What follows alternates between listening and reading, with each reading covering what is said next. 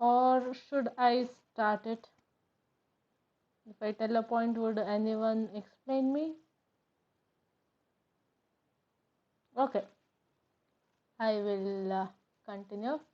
Now, the first characteristics of financial management, we can tell that there is a return on investment. That is to tell, for everything that we invest, there would be some return that we can take back. Now, speaking of this return, it is not sure that every time that you invest, you are going to get the same return or something more than what you have invested. There are chances that sometimes than what you have invested, you should be ready to get something less than what you have invested. Now, speaking of this, there is something called as a risk return trade off. Okay, and when we speak about this risk return trade off, we speak about time value of money also. Now, time value of money tells that a rupee today is worth more than a rupee tomorrow. Now, this one sentence speaks about everything that is explained under the time value of money. To explain this further, I can give an example. That is to tell, you might have invested rupees 100 in a bank, and the bank would tell you that it will give you rupees 110 at the end of the 12 months from the day that you have invested. That is the first option. Or for the same amount of money that you have invested, you could take rupees 100, the principal amount at the end of the 12th month, along with the 10 rupees of what you have earned. Or you could again reinvest that 10 rupees with the bank, and at the end of the 24th month, you can get back 20 rupees instead of 10. So along with the principal amount, you would be getting 120 rupees by the end of 24 months. Now these calculations are very random. It is not based on any fixed interest. It is just to explain you what is time value of money.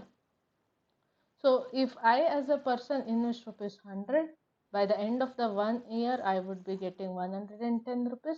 By the end of second year I would be getting 120 rupees.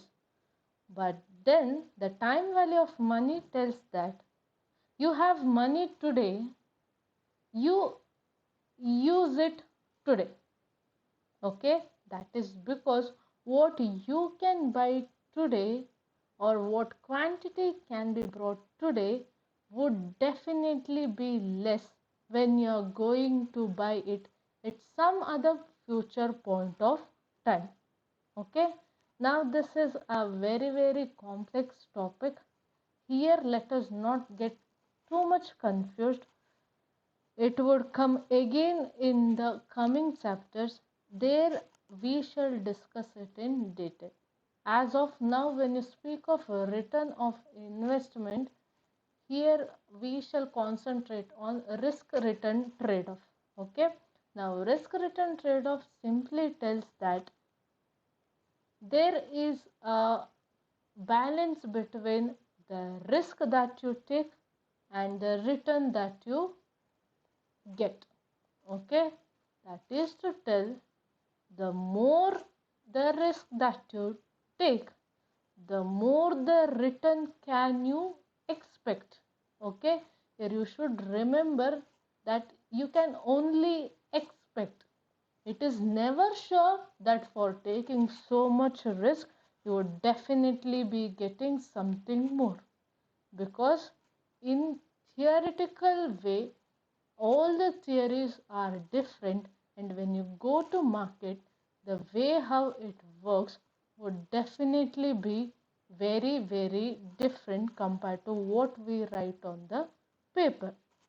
In market, there are numerous other things which we call as market condition.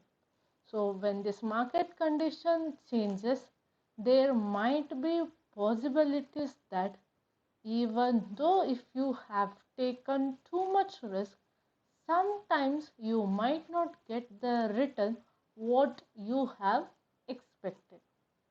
So the first point regarding the characteristic of your financial management was a return on investment. The next point is nothing but performance yardstick. Now, speaking about this performance yardstick, now yardstick is nothing but how you measure things.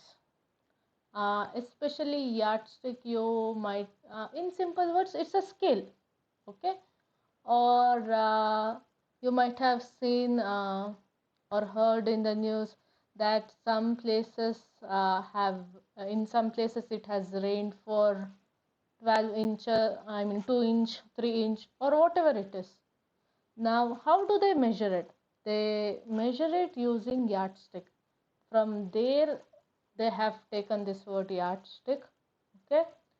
So, now, here we are telling that performance management acts as a performance yardstick of an organization.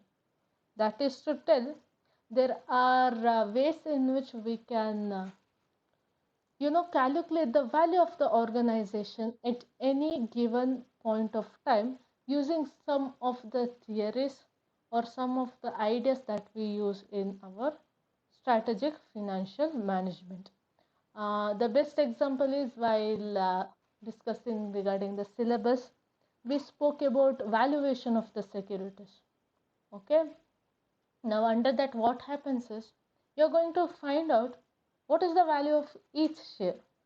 So, when you know the value of each share and when you know how much shares your company has, you multiply these two, you'll get the value of the company.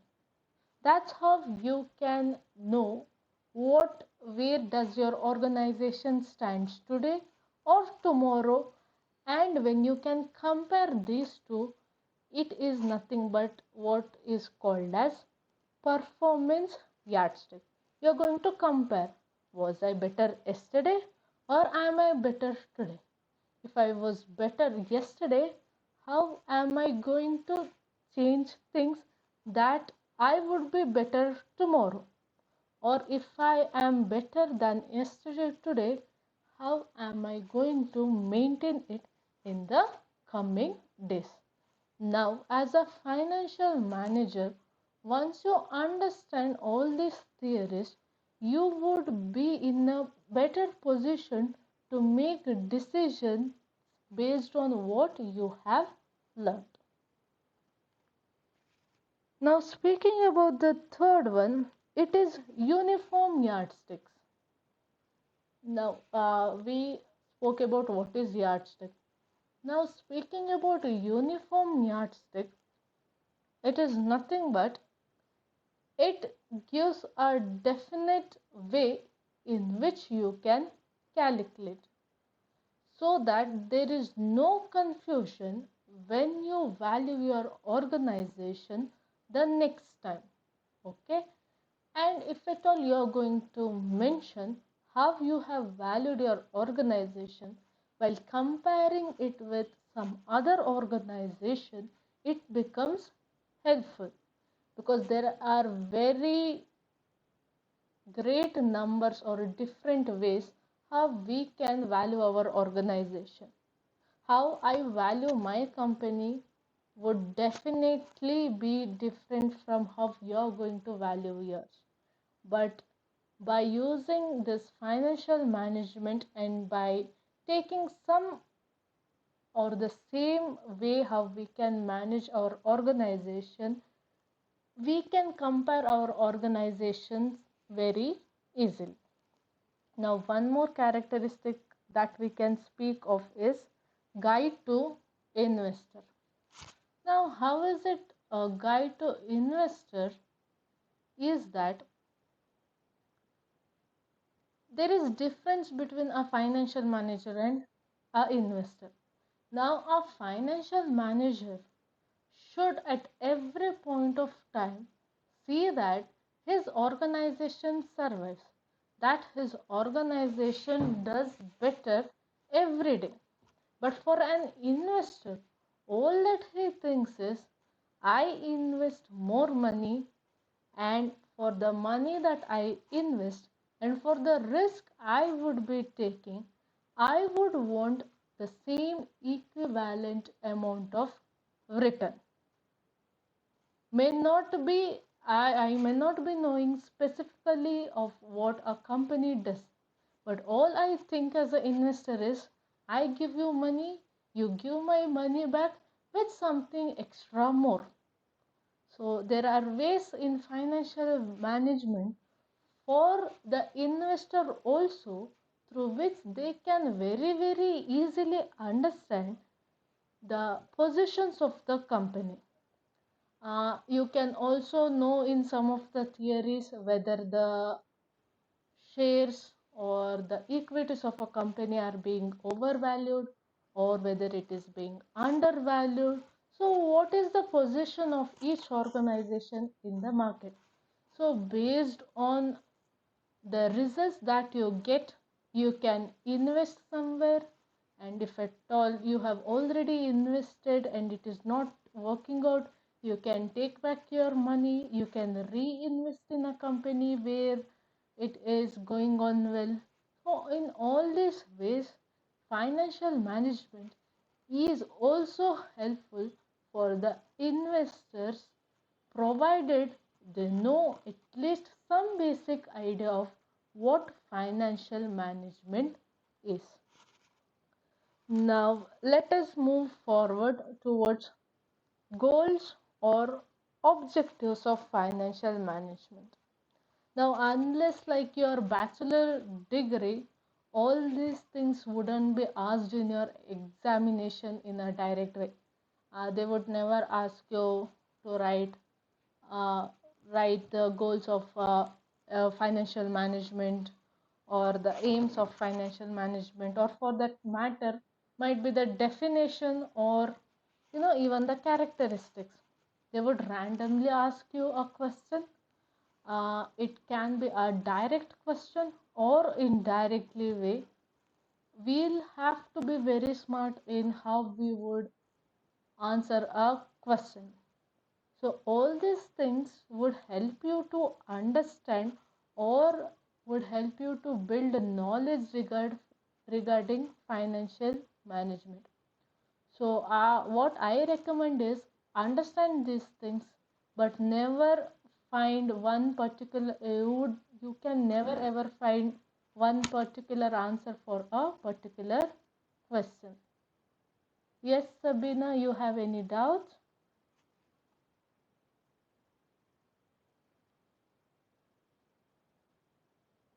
Okay. So if the voice is breaking or if the concept is not clear, we shall discuss it once again. So should I discuss it once again, or whether the problem is continuous? If the problem is continuous, we shall discuss it in the next class. I mean, we shall continue, but next class we shall continue it once again. Might be in a very brief form. So I would like to know your opinion. Whether my voice is breaking, whether the network is proper.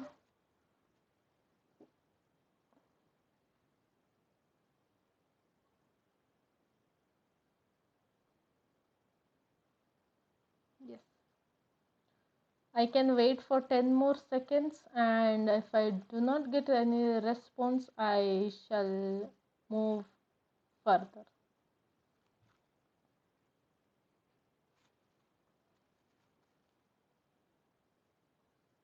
Okay. Since the voice is breaking, yes. I guess on Wednesday you will be having strategic financial management class once again. So we shall discuss it later on regarding the characteristics. Might be today we had some network issues. Hopefully on that day there wouldn't be any. And if we have continuous network issue, we shall definitely see some other way how things could be managed. Might be some other application or something like that. So since the voice is breaking and it is continuous, I guess we shall end this meeting right now. Whatever materials would be there, whatever doubts you have, please do post all those questions in your WhatsApp group. Or if you are hesitant to do that in your group, you can always drop a message to my inbox privately. So whatever is comfortable for you, you can do that. But please do remember, do not hesitate to ask until you understand. Because first of all, this is not your normal class. I cannot see your face. I cannot understand what is going through you. So, and I definitely do not mind if you post things in WhatsApp, either in your group or for my personal inbox. So, you'll have to tell your opinion, unless otherwise I would not know what is going through you people's mind. Yes, definitely Google Classroom, all the materials would be there. But for the ease, for the convenience, I shall do share in WhatsApp group also. Or if anyone has any suggestion regarding any other application that we can use, you can always let me know.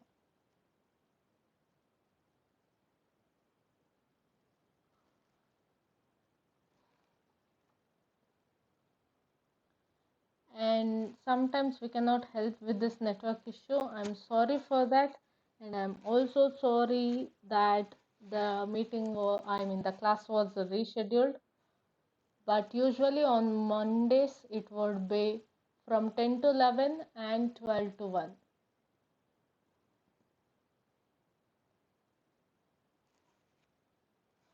And whenever we take class in this particular session, it would be only for 50 minutes. The meeting can be scheduled only for 15 minutes. So probably we would be getting 40 minutes or less than that for every session. So see to that, whatever commitments you have during the class hours, try avoiding it. Okay, and after all these things, even if we still have some network issue, once after the discussion, I'll definitely record the class along with the PPT and send it to you all, so that you can refer back to all those things whenever you are free or whenever you want in the future also. So thank you, class. You can end the session, leave the meeting, whatever it is called.